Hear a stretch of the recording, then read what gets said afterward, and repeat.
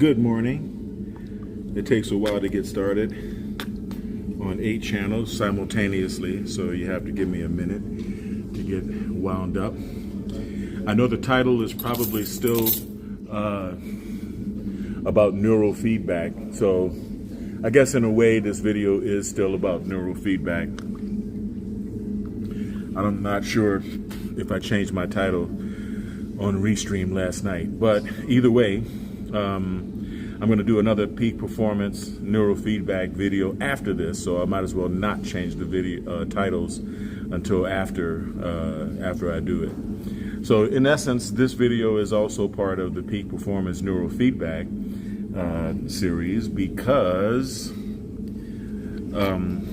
when you are training the brain, especially with neurofeedback, with EEG biofeedback, you're forcing the neurons into under the probes, right, in the neocortex, into a state of hyperplasticity. It's technically known as neurodendritic plasticity, and even though it does slow down when you reach 25, 26, 27 years old, it never stops.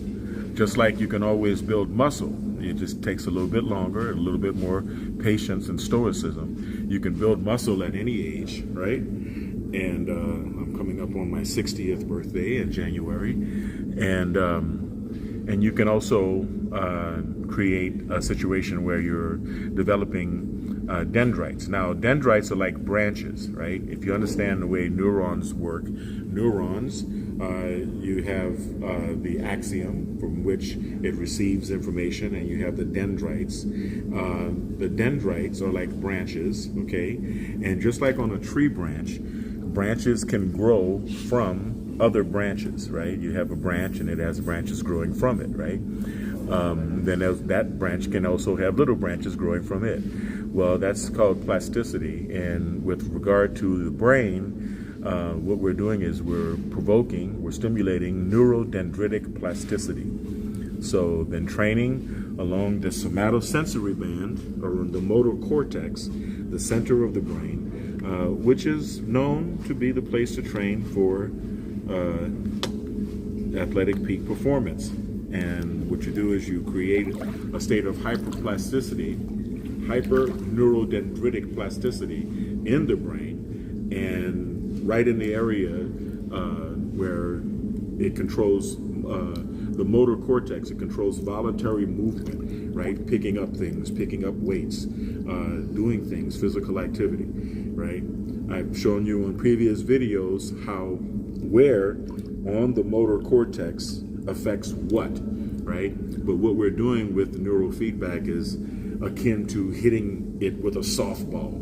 So the probe is there where you're trying to train, but you're actually affecting the whole area around there, like the size of a baseball.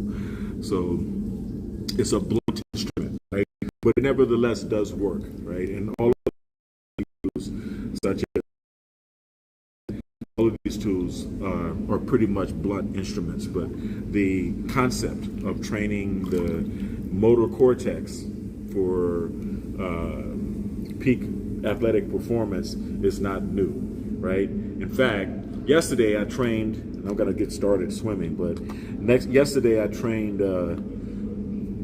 the frontal lobe and the motor cortex together. Today I'm going to do the motor cortex against the cerebellum, which has to do with sports and repetitive motion that you train to the point of perfection, right?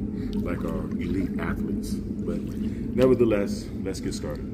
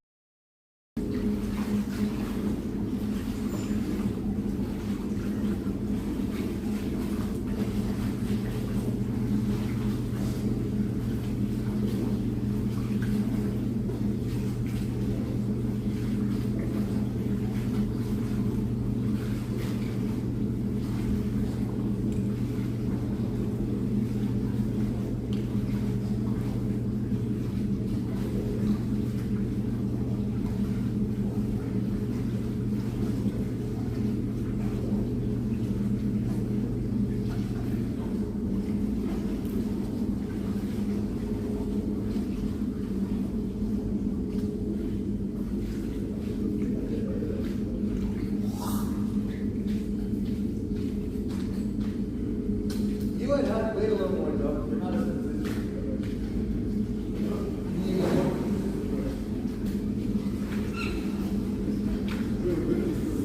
Upset, like upset, he likes to work. He likes to work. He works a lot, but he wants to fight. He's not doing the trade-off. You know what I mean?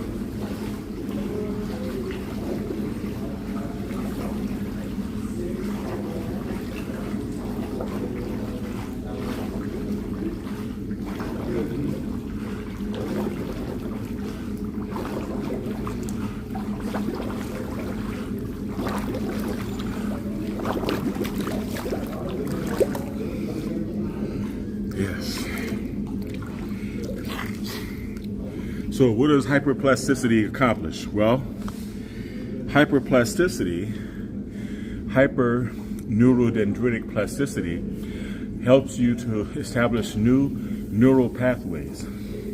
That's why when we train, we reference. So train the frontal lobe, referencing the somatosensory band, or the motor cortex, or the parietal lobe, or the occipital lobe. And you can train and reference anywhere to anywhere. And if you understand what parts of the neocortex, which is the outside, the wrinkly part of the brain, what parts of the neocortex affect what, then you can focus. And in this instance, we're focusing on what influences athletic performance.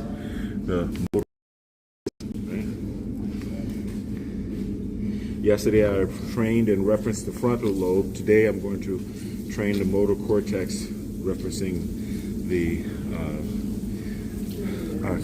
well, at the bottom of the occipital lobe, the cerebellum, right? Cerebellum.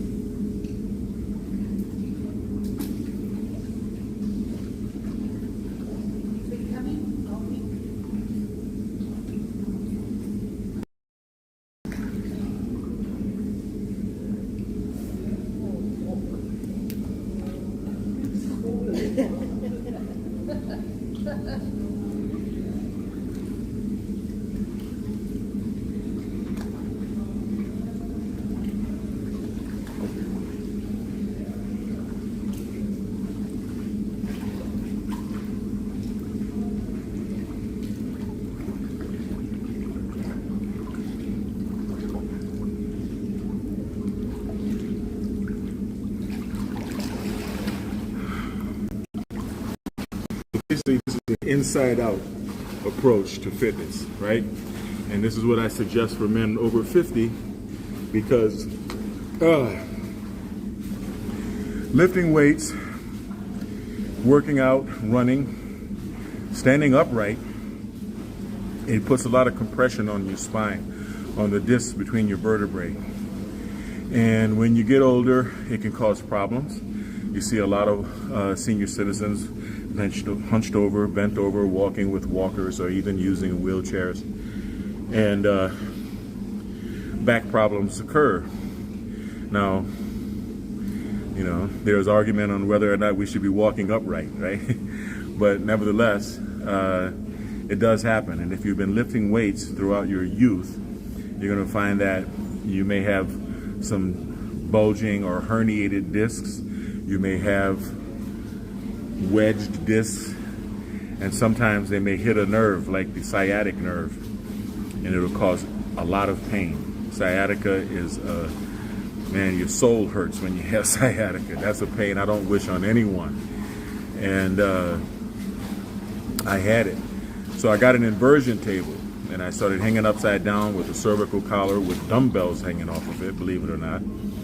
And I did so for about 27 minutes one day, and pop, the bulged disc that was pressed up against my sciatic nerve popped open.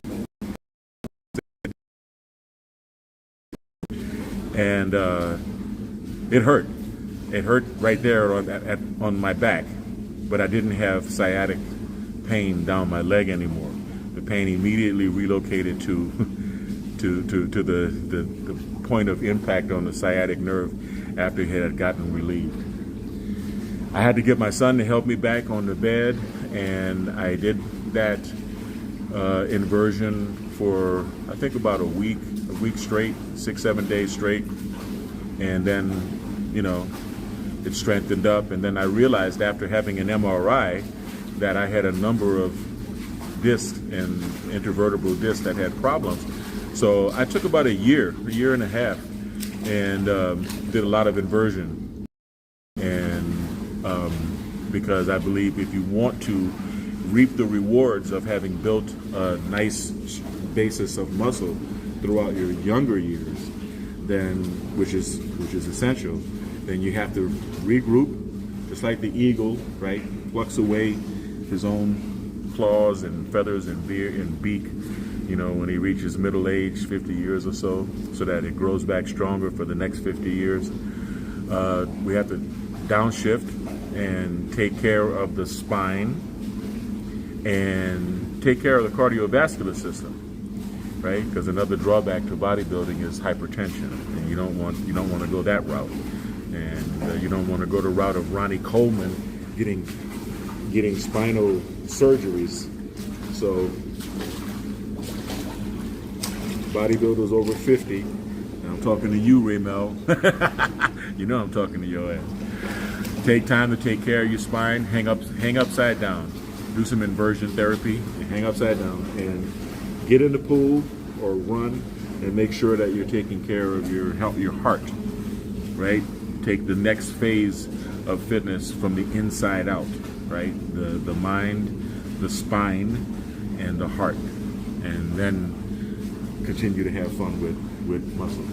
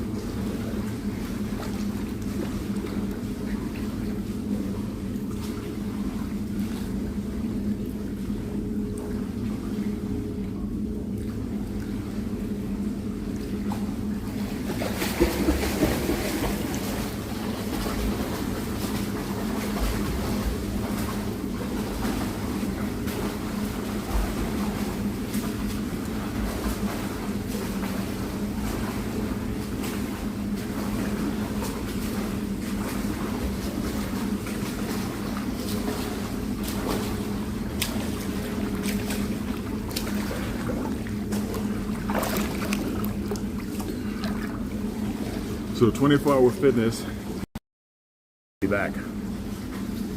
Like Arnold would say, I'll be back. I love taking advantage of these holiday days because you can really make some gains. You know, you can really work out, and the weather has been superb in the 60s.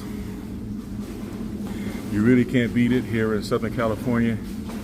So I might drag Kai to the beach and run. I don't know. Maybe not. Maybe we'll just lift. All right? So thank you for watching the Peak Performance Protocol.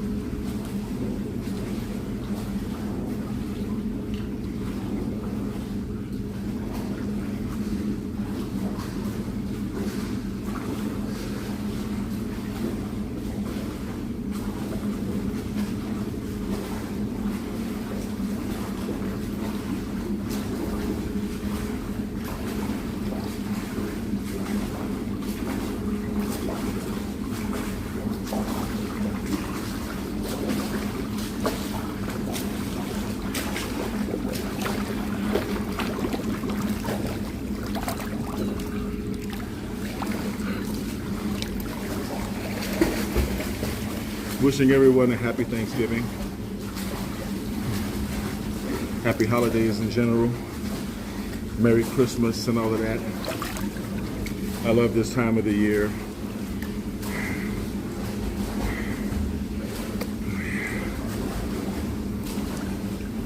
And thank you for watching the Peak Performance Protocol. I gotta burn this fat off. I got BTs.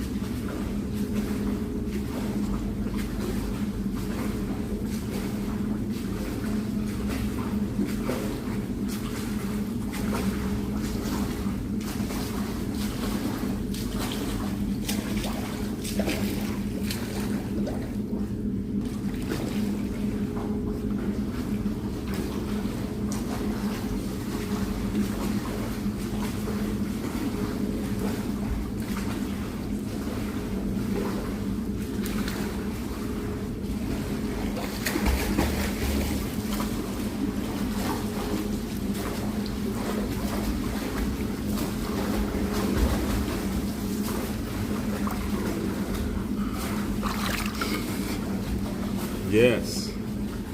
Shout out to my kids, Kai, Katie, and Yvonne. Love you guys. I do all of this for you. Shout out to the biometrics team. Thank you. You ladies mean everything to me. Literally. And I appreciate you. I really do. Let's finish this up.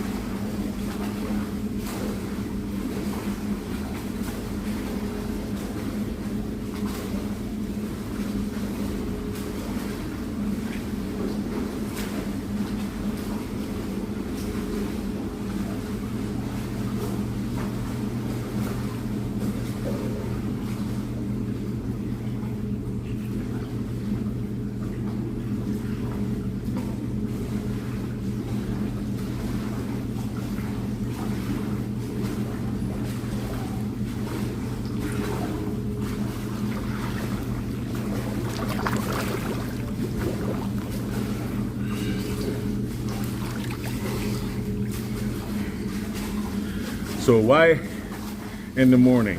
Why train first thing in the morning? Well, you want to provoke the release of human growth hormone. Natural human growth hormone. It comes from the pituitary gland. And you do that by fasting. Well, when you sleep, you're fasting because you can't eat, you're sleeping. And if you don't eat when you wake up and put glycogen in your body, sugar, for energy, then the body has no glycogen because you haven't been eating, you were asleep, and then you were in a very dormant state because you were asleep. So if you shock the body by getting up, getting dressed, take some preparation the night before, right? Take a shower, get everything together, put on your deodorant and everything, have your gym clothes ready before you go to bed. Have your gym bag packed with a fresh towel and all of that. And then you get into the gym immediately. And you immediately start doing some intensive exercise. Then your body is going to respond because you don't have glycogen. It's going to respond by eating fat. You're going to become fat dependent and not sugar dependent, not glycogen dependent. And it's going to respond by releasing human growth hormone, because your muscles need to grow to adapt to that stress. And human growth hormone has a lot of benefits because it keeps the mind sharp, and it keeps your skin tight, it keeps you looking young, and keeps your telomeres long. So you want to do that. So get your ass up early in the morning and get to the gym and shock your body. Go from dormant and fasting to intense exercise on an empty stomach, and your body will reward you for it. So So that's the reason why you work out first thing in the morning. Besides that, you want to give the best energy of the day to yourself.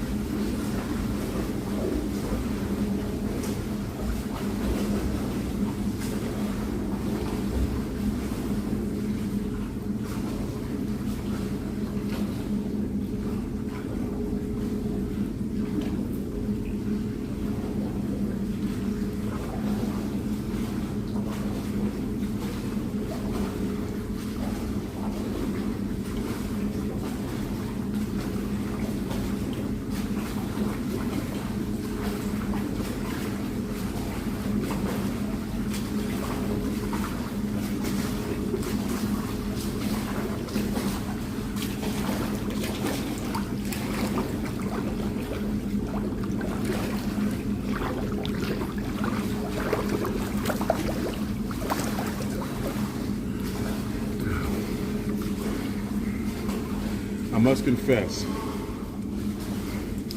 it's easier to do swimming laps after you lift weights because you're horizontal, you're not hot because you're in the cool water, you don't realize you're sweating. Yeah, and it's just something that you can continue doing. Once you get a good stroke, pause, and once you are kind of adept at it, it's like walking, right? It's just like walking across the water, walking across the pool, back and forth. So it's just a matter of how long you continue to do it. I lost count of how many laps I've done, but I imagine this is my 4th series.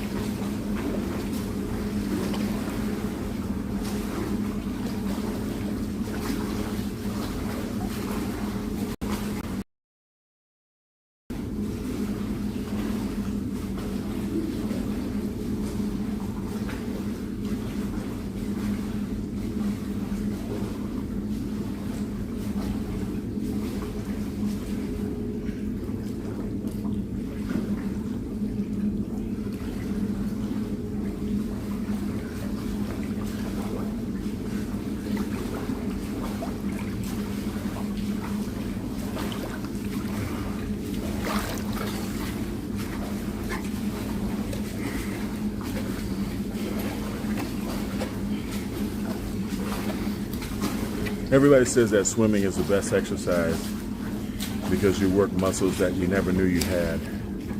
And I can believe that. But I think what most people don't realize is that your body is 75–80% water.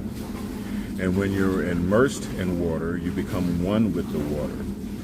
And as you're swimming, you're not only working your voluntary muscles, you're also improving the health of your innards, of your internal organs. You're improving your renal health, kidneys especially, and your heart, of course, and everything that's affected by your circulatory system, which. But I'm going to finish this up because I know Kai is waiting for me to pick him up. He likes to sleep late, but not that late.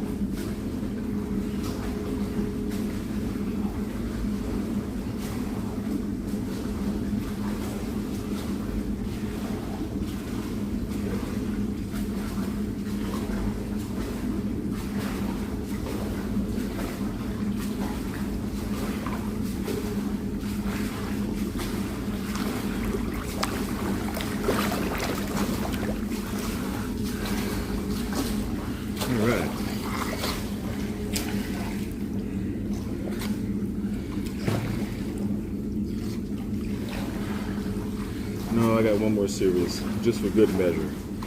Just for good measure. You know, the best part about swimming is the sleep you get after. I'm telling you. You put in a good 30 laps, and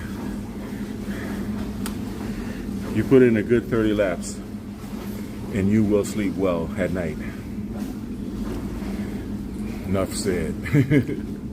You will sleep so well that you'd want to have that deep slumber every night. You know? Even if it's just from a dozen laps, but push it to 30. Push it to 30. 32 is a half mile. Push it that far.